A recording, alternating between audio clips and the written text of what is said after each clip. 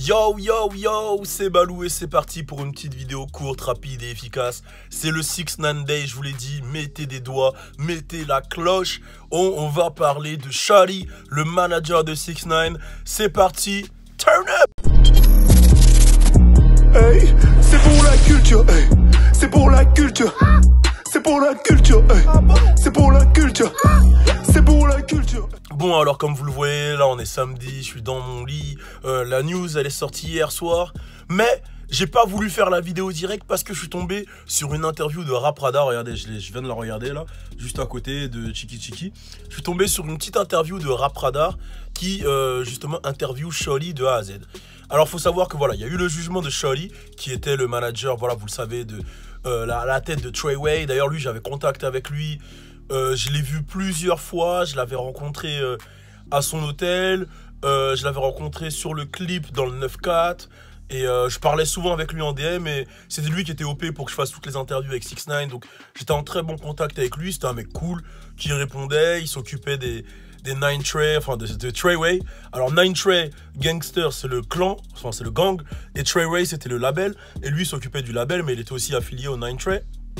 Et voilà, là il a pris 15 ans de prison, voilà, ça a été dit, ça a été fait. Et ce qui est intéressant en fait, c'est de parler de ce qui se passe dans cette interview. Alors faut savoir que c'est une interview qui a été faite avec Rap Radar, allez les suivre sur YouTube. Putain, il y a une tâche de ouf, on va dire des trucs bizarres. C'est une interview, c'est une chaîne YouTube qui est spécialisée dans l'opéra et tout, et qui font des interviews vraiment pas mal et exclusives. Ils avaient déjà fait une avec Shawty à l'époque que j'avais décrypté justement sur cette chaîne. Et dans cette interview, en fait, il parle de plusieurs choses. Déjà, il parle de la différence entre les 9 Trey et Treyway. Il explique qu'il comprend pas comment il a été incriminé pour des trucs de son label, alors que ça n'a aucun rapport avec Treyway. Que les gens ils ont fait des rapports. Justement, les mecs qui sont béton avec lui, c'est des mecs qui n'avaient vu 6ix9ine que une ou deux fois, qui ne connaissaient pas 6ix9ine. Donc lui, il trouve ça déplorable et il explique. Il y a le mec de Rap Radar qui dit: tu te rends compte que depuis que t'es tombé, il y a des mecs qui étaient signés chez chez Treyway qui se font tabasser tout le temps, et il fait référence à Skinny from the Nine qui lui était signé chez Treyway. Je sais pas si vous vous souvenez, Skinny from the Nine, et depuis ça se passe pas très bien pour lui. Il parle de pas mal de choses, il parle de son rapport avec 6ix9ine, il dit qu'il est super déçu parce que tout ce que 6ix9ine a fait, lui il l'a pas forcé, il était juste son big homie, et même s'il prenait une mauvaise décision, il était derrière lui, et il explique que il regrette pas tout le troll que 6ix9ine a fait, il regrette juste d'avoir été agressif en behind the scene, genre que derrière, voilà, quand il y avait des choses à régler, des fois ça se réglait un peu avec les armes, on va dire, et il explique vraiment, il explique que il comprend pas que 6ix9ine les balance, parce que voilà, lui il le dit, hein, que 6ix9ine il a cooperate, comme ils disent, il a coopéré. Il dit que voilà, comment ça s'est passé, en gros ça s'est passé quand les feds ils sont venus, les fédéraux ils sont venus chez lui voir 6ix9ine 2-3 jours avant son interview au Breakfast Club. Je sais pas si vous vous souvenez cette fameuse interview où il dit vraiment qu'il est plus avec Treyway, qu'il lui vole de l'argent, etc. Lui il dit que tout ça c'est fake, qu'ils lui ont pas volé de l'argent, qu'en fait ce qui s'est passé c'est que les fédéraux ils sont venus 2-3 jours avant l'interview, qui lui ont dit qu'il allait être affilié au Treyway par rapport à toutes les histoires, etc. Lui il a vu avec son attaché de presse pour trouver un truc pour se dissocier totalement. Donc il a inventé un peu l'histoire qu'il a baisé sa meuf, qu'il lui ait volé de l'argent, parce qu'il a aucune preuve, et justement il a dit qu'au tribunal il a pu apporter aucune preuve à ce niveau là, et qu'il a fait ça pour se dissocier, qu'il a vu ça avec son attaché de presse et ses avocats pour se dissocier et ne pas tomber. Malheureusement ça n'a pas fonctionné, donc vous le savez ce qui s'est passé depuis janvier, il est en prison. Et lui il explique que tout ce qu'il a dit, 6ix9ine, tout ce qui a été dit, le truc qu'il a baisé sa baby mama, qu'elle aussi a démenti dans une interview avec Vlad TV, c'était faux. Le truc d'il lui a volé de l'argent, c'était faux. Et que tout ça c'est pour se dissocier, et que lui il a jamais forcé 6ix9ine à faire le gangster, à faire tout ça. C'est lui qui a décidé de faire ça pour avoir le buzz, etc. Et qu'il est un peu déçu que ça en finisse là.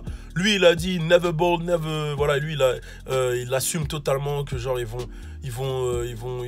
va jamais tomber, enfin qu'il va pas baisser les bras et tout. Il est vraiment Treyway to death, tu vois, il lâche pas, il a le sourire dans l'interview, il est vraiment souriant de ouf. Bon c'était avant le jugement, donc je sais pas si ça a changé là, mais il est souriant, et il dit vraiment être déçu de 6ix9ine. Le gars il lui demande même s'il y a 6ix9ine en face, qu'est-ce qu'il lui dirait, et lui il rigole et il dit ouais, Il dirait qu'il comprend pas son comportement, comment il a agi, etc., etc. Donc vraiment, quand t'entends sa version à lui, t'as l'impression que c'est plus 6ix9ine qui a décidé de se distancer pour ne pas béton. Et quand tu vois même ce qu'il en est, bah, si le mec il a pris 15 ans, on va voir cette semaine ce que 6ix9ine va prendre, bah, t'as vraiment l'impression que ouais, 6ix9ine il a quand même un peu snitch, quoi. Enfin, c'est un peu évident. Pour lui, il a dit que quand 6ix9ine va sortir, c'est mort. Il va peut-être faire des tournées en Europe et tout, mais c'est mort. Sa carrière, elle est foutue. Personne ne va accepter une snitch dans le game. Et il dit que lui, s'il sort, bah, il pourrait reconstruire en 6ix9ine. Il a la méthode, il a tout. Et c'est lui qui avait tout pour faire buzzer 6ix9ine.